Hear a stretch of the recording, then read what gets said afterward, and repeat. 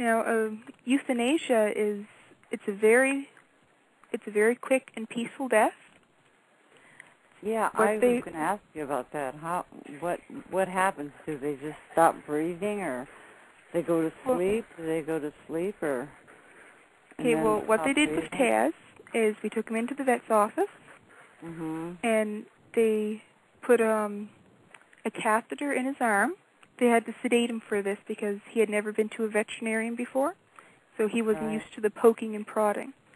So they gave him a mild sedative to calm him down, and they put the catheter in his elbow, the little crook in the elbow, in the main vein. And what we did is we brought him in and laid him down and got him all calmed down and happy. And what they do is they take a needle and they insert it in the catheter, and they inject a very high dose of a barbiturate anesthetic. Oh, so and that gets them, so that makes they're relaxed. Yeah. Or they're what it does is it causes unconsciousness. They'll go unconscious, and then what actually puts the animal into their death is respiratory and cardiac arrest. So it's basically their lungs will stop and they will have they'll have a heart attack basically. Oh, I see. Oh, it has a heart attack. But it doesn't feel it because he's unconscious, right? Right. Exactly. Basically what it does is it puts the whole body to sleep. It just slowly... It's such a high-power anesthetic that it... We call it Bluetooth out here in California. I was always so against it, but they're animals. Did you explain to him? Did you explain to Kaz what was going on, or did you just... Oh, yes. That's what I wanted to hear. I've been talking to him for months about this over the distance because I live an hour away from my parents' house. And the way my parents are, I don't really talk to them a lot because of my father.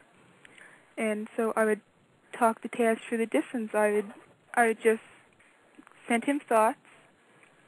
Do you want this? This is what will happen.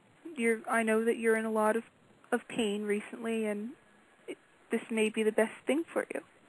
And I'd have dreams about him, and he'd come to me, and he'd be extremely excited about this.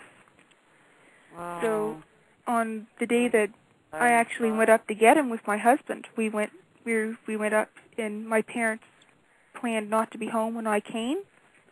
So my aunt was there, and we were talking with my aunt, and as soon as we pulled up into the driveway, there was not one bark, and he didn't come out, and I was kind of scared, like, did he go in his sleep last night?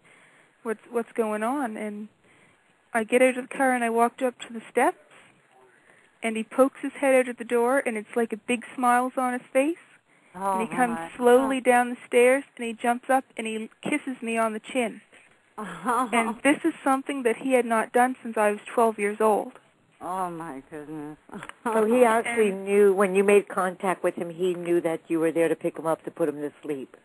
Yeah. That you were ready. Yeah, He was ready. He was ready. He was ready.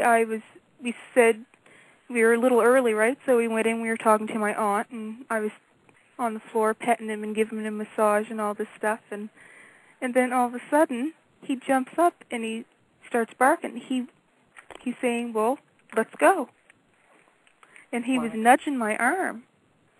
And so we tell my aunt, well, we're going to go and pick up my sister at the school because she had just finished writing an exam. So we go and we look for his leash, and his leash is missing in action. It's gone. We don't know where it is. So we go looking around for rope because my parents have a scrapyard in their backyard, a small operation there, and there was no rope. It was like all the rope is gone. And so I came around from the back of the house, and there was Taz sitting by the front tire of the car. He was just sitting there staring at me like, come on, what are we waiting for? Oh, he was ready to go, huh? Yeah, and then I noticed that there was a coil of rope on the doorstep. So I figured, well, my sister must have put this there for me to use as the leash. So I put Taz in the back of the car, and he was sitting in the back seat all excited. Oh, my goodness. And we got to the end of the road that my parents lived on, and there's small cluster of houses at the bottom of the hill there. And there was a man walking, and Taz just started barking like, "Rah, rah, rah, rah, rah," and it scared the guy, right? And this was a man that Taz had known, and every time that Taz seen him, it was like a little game for him. He'd like to deliberately try to scare this man. This man is scared of dogs. And, I mean, Taz was a very nice dog, and this guy liked Taz. Smart. But dogs are very smart. They sense it, too. They can sense when a person is afraid. Well, that's true. Yeah, and beautiful. Yeah. We have 10 minutes remaining of the segment for the Life After Death experiences with her pets, Lady Vampire Shadow, on the Wiccan Radio Talk Show. The call-in number for anyone who wishes to come in and be live to talk to or ask Lady Vampire Shadow any questions, the number is 347-205-9317 to call Wiccan Radio Talk Show.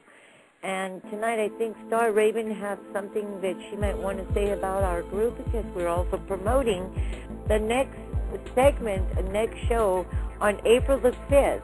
It's MadamStar's birthday bash. MadamStar's birthday. Yes, we're going to have a show. It's going to be especially for me. And I'm hoping that I get a lot of people come in because we need the ratings from our fans. I'll be there. But this show is going to be awesome because they're going to terrorize me. And Star Raven's going to get on me. And so bring your favorite music and something to snack on and come in and celebrate MadamStar's birthday. Right. Yeah. And you know, you guys, you're going to hear me. The Fluffy Bunny Witch, remember? Well, you guys are going to hear a lot of things I have to say. Since it's my birthday, I get to talk.